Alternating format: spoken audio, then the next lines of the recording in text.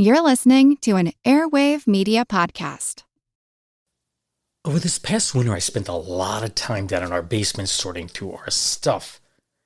And it's the usual lifetime collection of tools, dishware, oddball gadgets, and basically the things that one finds at nearly every single estate sale. And like many other homeowners, we've accumulated our fair share of chemicals. And that includes paints and paint removers, varnishes, stains, detergent, soap, shower cleaning sprays, and on and on and on. For the life of me, I don't know why we have 3 bottles of Murphy's oil soap. Now, I did take about a dozen cans of paint to a paint recycling event that was held recently, but we still have a number of chemicals that we'll need to properly dispose of. I am definitely not pouring them down the drain. So there I am staring at shelf after shelf of the stuff, and one of the labels really stood out from all the rest. First, I had never seen this product before, so I ran upstairs to question my wife Mary Jane about it, and she told me that she had purchased this stuff to repel pests from her plants. For now, I'm going to leave you in suspense as to what the product was. I think that'll become clear as the story is told. But I will reveal that it was an all-natural cleaning product that is considered to be non-toxic. As I began to read the bottle's blue and white label, a faint spark went off in my brain that I may know a peculiar story that was associated with this product. So I went through my files, and sure enough, I found it.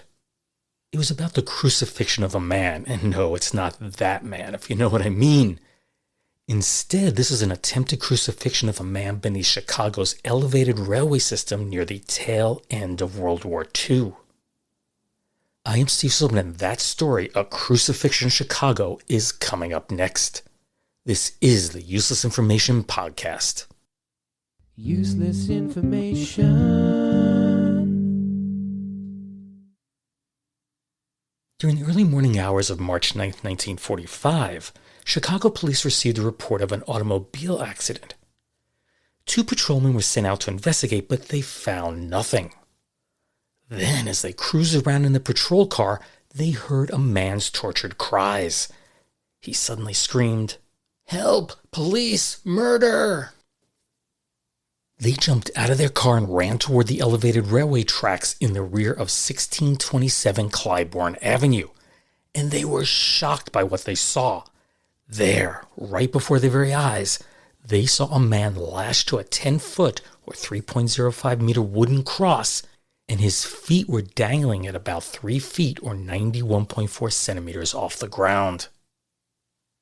Clad only in a shirt and trousers, the weight of his body was supported by a 1-inch or 2.54 centimeter thick rope which had been tied around his waist. His hands and feet were tightly bound with additional lengths of rope, and 10 penny nails, those are around 3 inches or 7.62 centimeters in length, they were forcefully driven through his hands, unmistakably echoing the crucifixion of Christ with unsettling accuracy. The cross itself was constructed of varnished 2x6 boards, those are about 3.8 by 14 centimeters, and they had been joined together with brand new bolts. That, in turn, was fastened to one of the X-crossbeams that helped support the elevated railway. Police estimated that the man had been pinned to that cross for somewhere between 10 and 30 minutes. On the top of his head was a crown crudely fashioned out of the thorny strands of a rose bush. Then, across his left breast was a superficial wound which had been produced with either a razor blade or knife, and that was possibly meant to replicate the Roman soldier's act of piercing Jesus' side with a spear following his crucifixion. Lastly, there was a crudely lettered sign that was nailed in over his head, again eerily similar to the sign placed above Jesus on the cross, and this one read, quote, "Peace on earth, the brother of Jesus Christ. This man is chosen and sacrificed by the noblest and greatest and finest inspiration for world peace. Let's all follow for the good of all mankind. God bless him. Amen." And it was signed by the unknown world controllers. Now, I should add there were slight variations in this text in different newspaper reports, but in general, that's what it said. Once the officers got the man to the ground, they encountered great difficulty in releasing his hands. He quickly lapsed into a state of unconsciousness, so the decision was made to get him to a hospital ASAP. They transported him to St. Joseph's Hospital, which was located about 5 blocks away. And I guess I should add that that location no longer stands. It's been since rebuilt in a different location. In July 1951, shortly after his retirement from the police force, Captain Patrick O'Connell told the press, "If I live to be 200, I'll never forget that. We took Cross and all to St. Joseph's Hospital, and there I pulled out the heavy nails driven through his hands into the timber." The victim was identified as 43-year-old Fred Walcher, although historical documents suggest he was older. Frederick Walcher's birthday was recorded as December 2nd, 1897, which made him 47 years old at the time of the incident, not 43. He emigrated from Austria to New York City and arrived there on August 11th of 1922. According to records, he was 5 feet 7 inches tall, that's about 170 centimeters, weighed 140 pounds or 63.5 kilograms, and he had blonde hair and blue eyes. Dr. Paul Sanfilippo, a physician at St. Joseph's Hospital, reported that Walcher's condition was good. Subsequently, he was transferred to the county jail hospital for further monitoring. While there, it was noted that the spikes driven through Walcher's hands were positioned in such a manner that resulted in minimal bleeding. This led Dr. J.M. Houston to theorize that the spikes had been driven in by someone with medical expertise.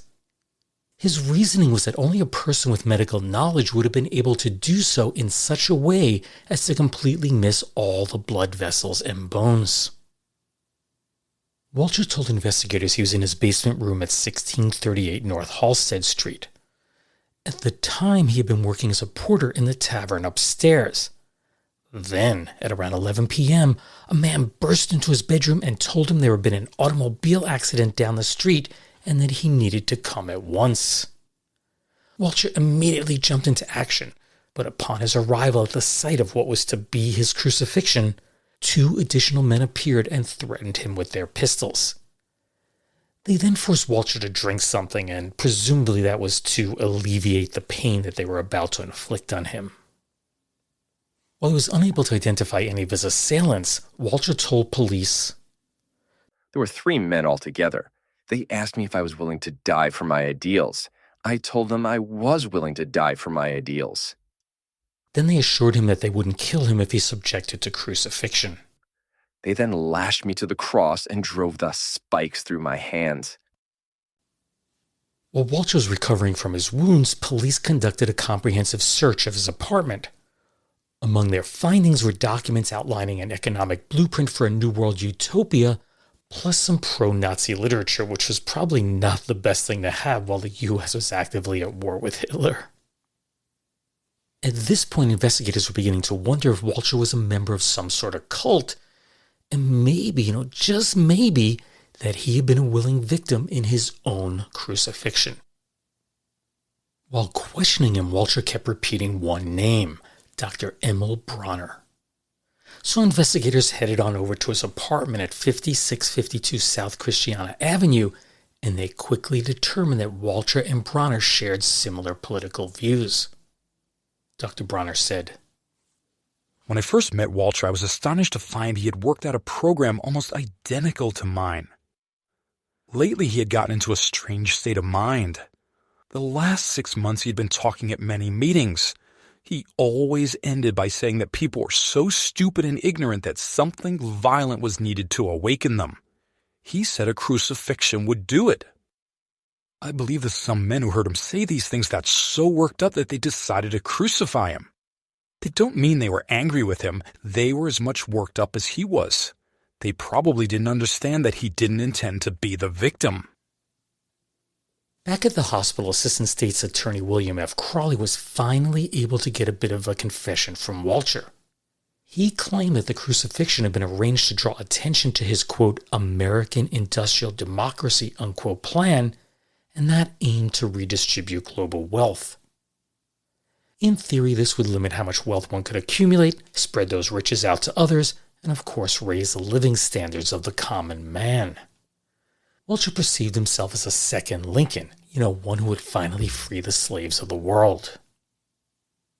Walter maintained his stance that when he initially proposed the idea of a crucifixion, he never envisioned himself taking on the role of the martyr.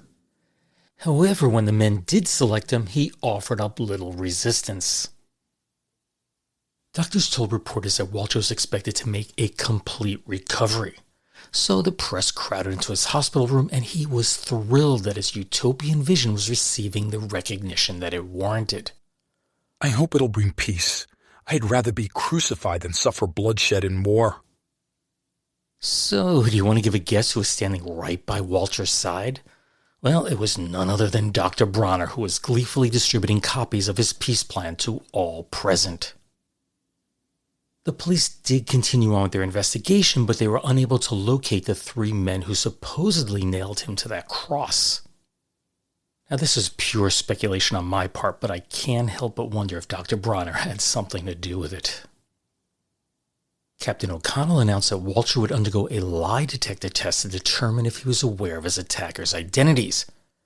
However, this test was postponed due to Walter contracting an infection in his left hand, which they effectively treated with penicillin.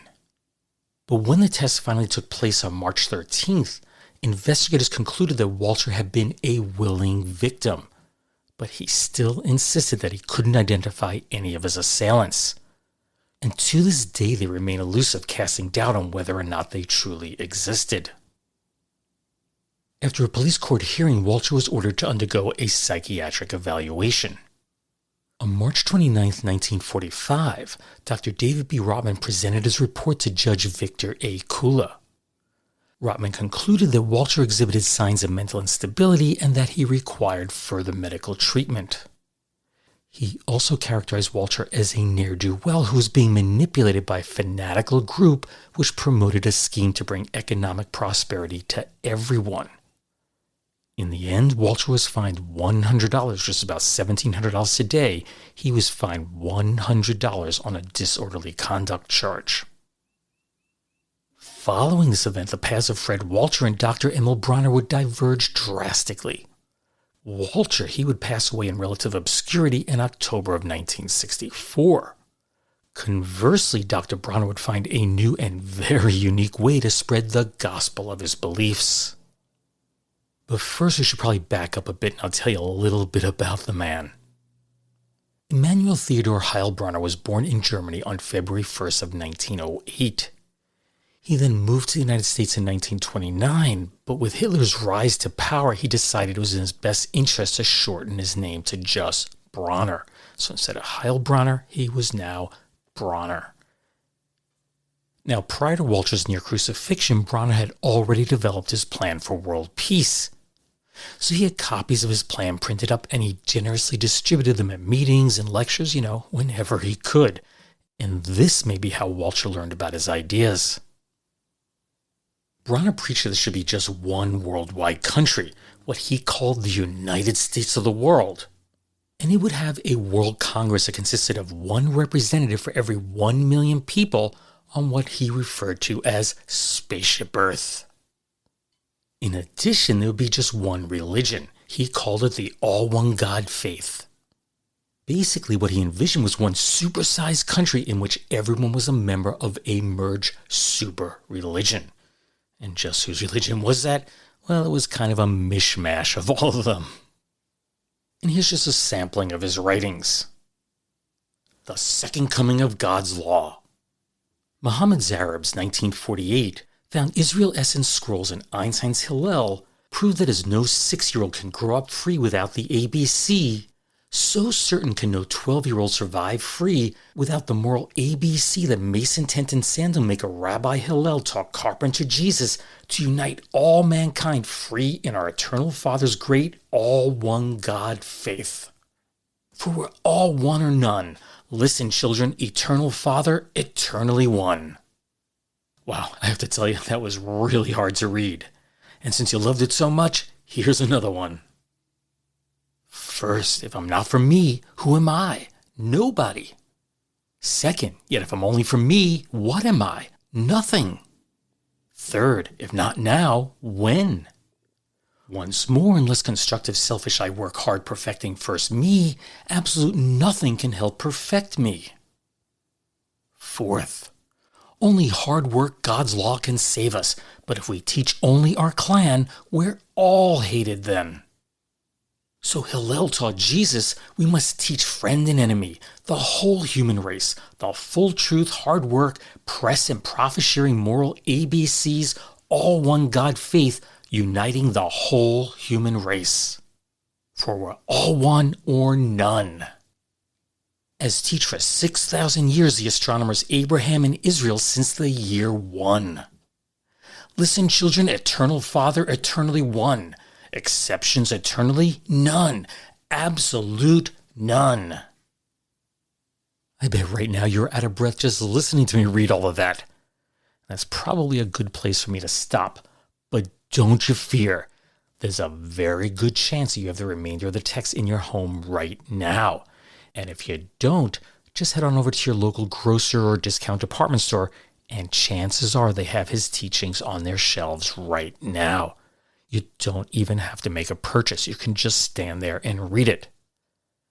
And of course, this is all because all of his words, all of his preachings are squeezed in tiny letters with lots of exclamation points onto bottles of Dr. Bronner's 18-in-1 hemp peppermint pure castile soap. They have sold millions and millions of bottles of this stuff, and his teachings are on every one of these bottles. So you may be wondering, how did his teachings end up on the labels of soap products? Well, the Heilbronner family began making soap in Germany back in 1858, and they soon developed the first liquid castile soap, which proved very successful. Dr. Bronner, and I should point out he wasn't a real doctor, well, he apprenticed in one of his dad's 3 soap factories before he moved to the United States. And he begged his parents to follow him to America, but they were confident that Nazism wouldn't last. Sadly, the family's soap factories were seized and nationalized by the German government. His parents were then deported and perished in the Holocaust. While he claimed to have invented his famous peppermint soap in 1935, production didn't begin until he formally established his company in 1948. And the soap wasn't his only product. He also produced mineral salts, instant raw vegetable soups, seasonings, and a number of other health food, healthy living type products. Now, according to the company's website, while Dr. Bronner was delivering his all-in-one lectures in Pershing Square in Los Angeles, he was also selling his peppermint soap on the side. He noticed that people seemed to have a greater interest in his soap than they did in what he had to say, so a light bulb went off in his head and he decided to print his lectures on the soap labels. And that's how all that quirky text ended up on every single bottle of soap that the company sells. Today, Dr. Bronner's is a 5th-generation family-owned business with sales reportedly in excess of $100 million per year. Wow. Dr. Emil Bronner was 89 years old when he passed away on March 7th of 1997. Call him odd, eccentric, or whatever, but he somehow continues to preach from the grave. And he does that one bottle at a time, even if it does take a magnifying glass to read what he wrote. Useless, useful, I'll leave that for you to decide. Well, that brings another episode of the Useless Information Podcast to a close. I have to admit, it's not every day that one hears about an attempted crucifixion, especially one that involved the founder of a popular soap company, and that's why I thought it would be an interesting story to research. Now, if you don't own one of Dr. Bronner's soaps, make sure you look for it the next time you go shopping. Without a doubt, the labeling on the product is unlike anything else on store shelves. Just a reminder that you can find the Useless Information Podcast wherever you get your podcasts, and that now includes YouTube. If you are using an app to listen to the podcast, please be sure to subscribe, and that way you'll be notified when new episodes are available. You can also follow the podcast on both Facebook and X, plus you can contact me via email at steve@uselessinformation.org, or you can use the contact form on my website, which is uselessinformation.org. The Useless Information Podcast is part of the Airwave Media Podcast Network, so be sure to visit airwavemedia.com, and there you will find a curated selection of some of the best podcasts out there. As always, thanks for listening and take care, everyone. Bye.